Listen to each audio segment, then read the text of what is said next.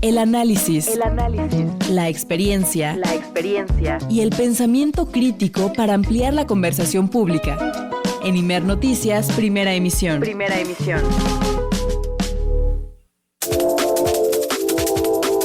En la primera emisión de Imer Noticias, tu punto de referencia, nos da mucho gusto recibir a Óscar de la Borbolla, escritor, filósofo. ¿Cómo estás, Óscar? Bienvenido, buenos días. Muy bien, querido Alberto, buenos días para todo el auditorio del Imer. Pues, ¿qué te parece si hoy platicamos? ¿Sí? ¿De qué platicamos? A ver, dime. Pues hay muchas preguntas que rigen la vida y que a veces no tienen respuesta, pero que nos hacen preguntarnos de entrada por qué nos preguntamos lo que nos preguntamos. Filosofamos, si me permites el verbo, Óscar de la Borbolla. Me parece magnífico, fíjate, filosofemos. Mira, lo primero que tengo que decirte a propósito de esto, habría que enmarcarlo con una pregunta: ¿para qué sirve la filosofía? ¿No? Es una pregunta que siempre está en el tintero. Y hemos visto a lo largo de estos últimos años cómo de pronto la filosofía como materia curricular dentro de los planes de estudio de las preparatorias ha empezado como a eclipsarse. Han sido borradas un montón de materias que antes eran impartidas por profesores de filosofía. Y aunque ha habido toda una pugna ahí para que esto se mantenga, todavía siguen teniendo un cierto déficit en cuanto a presencia. Y mucha gente se pregunta, bueno, habiendo tantos problemas nacionales que resolver, problemas de salud, problemas de economía, problemas que son realmente urgentes, ¿para qué dedicarle en la currícula estudiantil pues estos momentos, estas horas, este tiempo al estudio de la filosofía? Tengo que confesar una cosa: me he dedicado a la filosofía toda mi vida.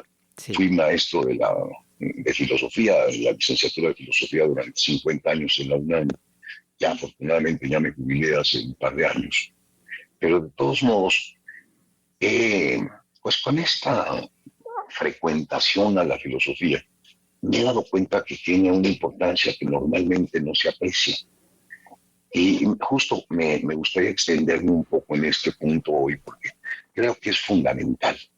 Mira, no hace falta que uno lea dos libros terriblemente complicados de la filosofía, que son La fenomenología del espíritu de Hegel.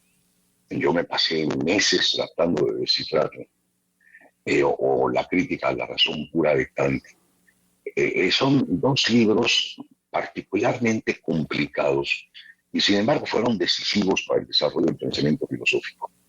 Yo, por razones profesionales, tuve que meterme en eso, a veces como estudiante, a veces como maestro. Un día, imagínate nada más qué valentía la mía, me puse a dar un seminario sobre la crítica a la razón pura. ¡Qué horror! Uh-huh. Fueron los meses más tremendos de mi vida. Fue un semestre que he sufrido como ningún otro. Y finalmente me di cuenta, al cabo del tiempo, que para hacerse preguntas filosóficas no hace falta estudiar filosofía. Por ejemplo, una pregunta importantísima es: pues, ¿qué hago aquí? Yo creo que cualquiera de los que están escuchando esta conversación, pues alguna vez se han preguntado: ¿qué hacen en este mundo? ¿Para qué venimos a este mundo? ¿Cuál es el sentido de la vida? ¿Qué pasa con la muerte? ¿Qué significa esto? Esta frontera que todos estamos condenados a traspasar algún día. Este tipo de preguntas, te digo, no hace falta ser filósofo para formulárselas. Creo que cualquier joven en una tarde, de pronto quedándose a solas, se la formula. Y nos la formulamos con mucha frecuencia cuando algún pariente nuestro, alguien muy querido, muere, y nos preguntamos de pronto: todo lo que me ha importado, todo lo que yo quería, ¿qué sentido tiene? Son unos momentos en que uno queda sacudido por lo que pasa durante la vida. Pero fíjate que así como tampoco es necesario saber física para entender que si te tropiezas con una piedra se debe a que pues el peso de la piedra, la masa de la piedra es más fuerte que tu pierna y que por eso le opone un obstáculo. No necesitamos saber física para esto. Sin embargo, para entender bien la relación que hay entre la masa y la fuerza, sí es necesario conocer un poco de física. Y sobre todo, cuando uno se hace preguntas filosóficas para poder encontrar una respuesta no más clara, pero sí una respuesta que te cambie la vida, sí hace falta la filosofía. Y te lo quisiera explicar quizá con uno de los filosofemas más importantes que se han dado a lo largo de la historia, Sí. que es la famosísima alegoría de la caverna. En la alegoría de la caverna, que aparece en un texto, en un diálogo de Platón llamado La República, Platón se imagina a un grupo de personas que desde que nacieron están amarradas con la cabeza vuelta hacia una pared, hacia el fondo de la caverna, hay un muro ahí, y detrás de ellos hay una fogata, y entre la fogata y ellos van pasando una serie de personas cargando objetos. Se proyecta la sombra, por ejemplo, traen un caballo y esa sombra del caballo se proyecta en la pared, traen una rama de un árbol y se proyecta en la pared, traen pues todos los objetos que existen en la realidad y se proyectan en la pared. La pregunta de Platón es inquietante como pocas cosas, porque dice, ¿qué pasaría con estos seres humanos que hubieran estado siempre viendo solamente sombras? Sí. La sombra del árbol, la sombra de la pared, de un vaso, en fin, terminarían convencidos de que esas sombras pues son la realidad.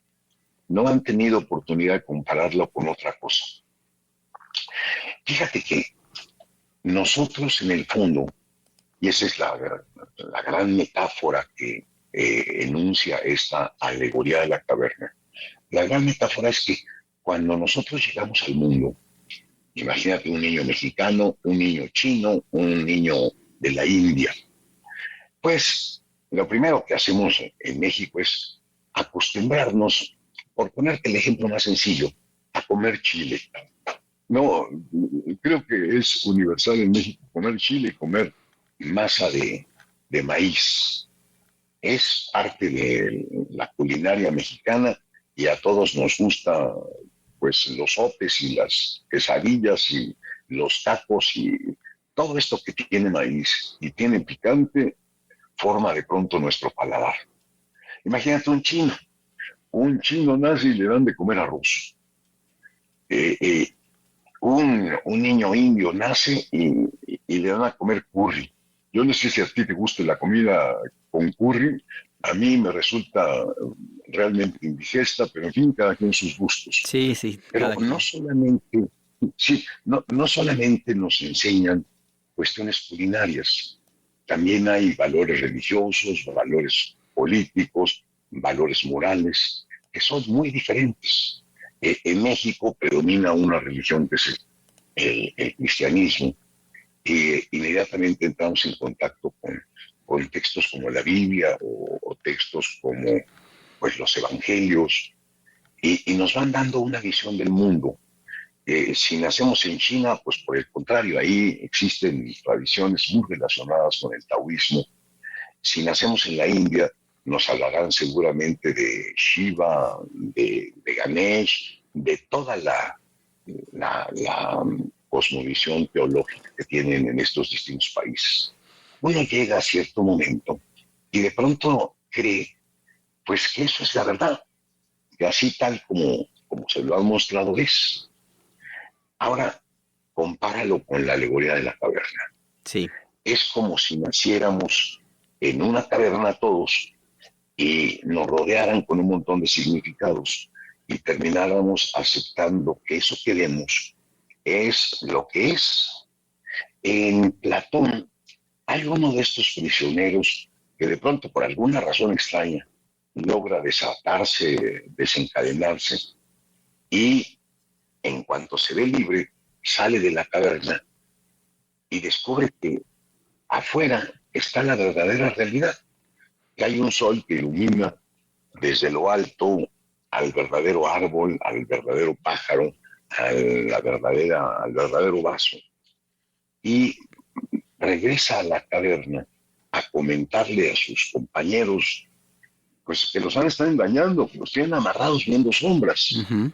Cuando viene deslumbrado, encandilado por la luz del sol, se tropieza a la entrada a la caverna. Y piensan que más bien viene ciego, porque le cuesta mucho trabajo moverse. Imagínate, venir de la luz del día completamente radiante y meterte en la caverna, pues de verdad cualquiera da traspiés. Y ellos tienen miedo de salir de la caverna. Esta alegoría que te digo es quizá el corazón de toda la filosofía. Es la gran metáfora que nos sirve para entender cuál es el sentido de la filosofía. Nosotros hemos vivido en muchas cavernas a lo largo de la historia. Por ponerte un ejemplo, en la época de los griegos, pues se pensaba, de acuerdo con Ptolomeo, que el centro del universo era la Tierra y que el Sol y las estrellas y todas las cosas le daban vuelta a la Tierra que estaba fija en el universo. Esa caverna convenció a los seres humanos durante mucho tiempo y estuvimos convencidos de ella. Pero hubo alguien que de pronto se salió de la caverna. Lo hizo, por cierto, con unos cálculos matemáticos muy complicados, uh-huh, que fue Copérnico. Y de pronto se provocó a lo largo de muchas dificultades. Entre las dificultades, uno de los defensores de Copérnico fue nada menos que Galileo, que ya mero lo meten a la hoguera por andar diciendo que tenía uno que asomarse al telescopio que él inventó, para darse cuenta que efectivamente el cielo ni era tan perfecto como se creía, porque se podían ver pues esta cara cacariza que tiene la luna, y eso era una aberración, cómo iba a ser cacarizo un cuerpo de estos, y quería que vieran con su telescopio pues que había un planeta llamado Saturno, que a su vez orbitaban algunas lunas, y que entonces por lo menos ahí estaba la prueba de que no todo le daba vuelta a la Tierra, sino que las lunas de Saturno le daban vuelta a Saturno, y no a la Tierra. Fue un problema tan grande que terminaron obligándolo a jurar de sus creencias. Finalmente Copérnico triunfó y ahora estamos convencidos de que efectivamente el Sol es el centro del sistema solar. Si te pones a pensar en la historia de la ciencia, en la historia del conocimiento, te das cuenta cómo hemos ido ocupando diferentes cavernas. Al principio, por poner todo ejemplo, se creyó por culpa de Aristóteles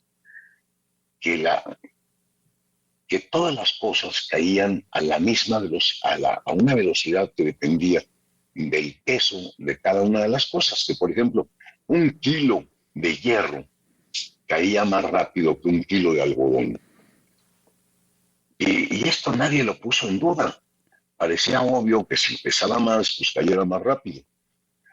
Fue Galileo otra vez, porque este fue uno de los pensadores más importantes de esa historia, quien demostró con una serie de planos inclinados, porque era muy difícil poder medir con precisión la velocidad a la que caían, pero poniendo planos de inclinación, se descubrió que efectivamente sí caían a la misma velocidad.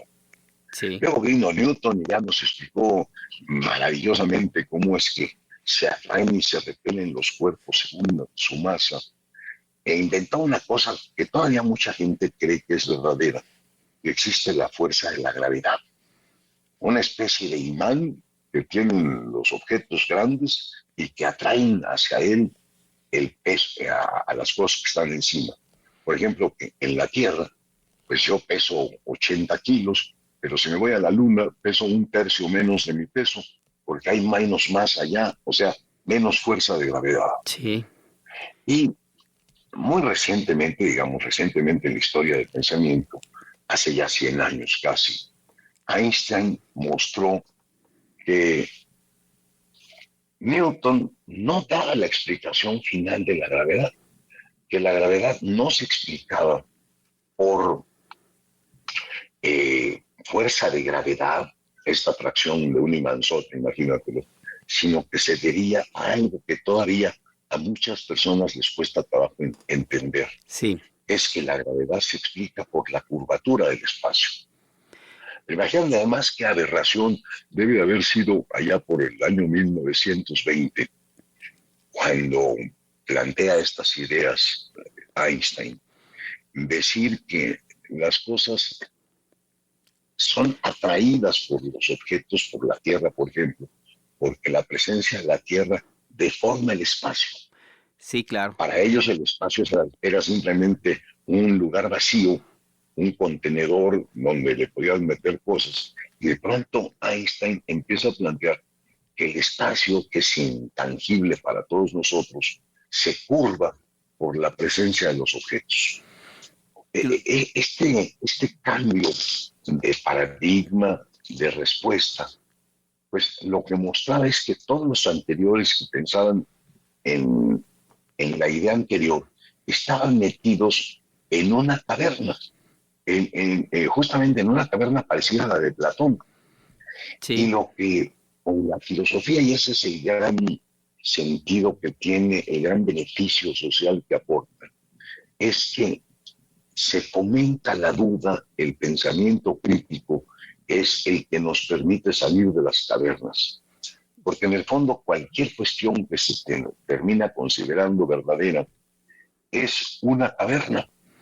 Y la fuerza con la que este prisionero inicial de esa alegoría logra zafarse de sus cadenas y salir a la superficie y ver realmente el sol, esa fuerza es el espíritu crítico que permite, pues, sí, que el conocimiento avance, que no nos hayamos quedado encerrados, no, olvídate, en la caverna de Platón, sino en la primera caverna que habitamos cuando éramos Homo sapiens muy, muy al comienzo.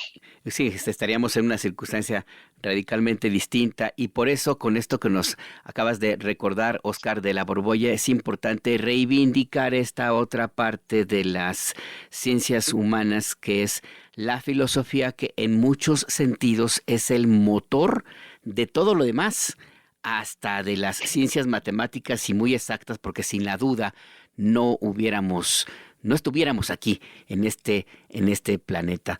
Se nos acaba el tiempo, mi querido Óscar de la Borbolla. Siempre me quedo con preguntas y con ganas de seguir en la filosofía, de seguir filosofando. Pero ¿qué te parece que lo dejamos para nuestra siguiente conversación dentro de unos cuantos días, Óscar? Me parece maravilloso. Y mira, hay que escaparnos de cualquier verdad porque en el fondo se vuelve una caverna. Hay que alimentar el espíritu crítico, la conciencia crítica, el pensamiento. A cualquier verdad se le pueden encontrar errores y cuando se detectan, damos un paso adelante. Que pases muy buen día. Un abrazo para todos. Abrazo, mi querido Óscar, que tengas buen día.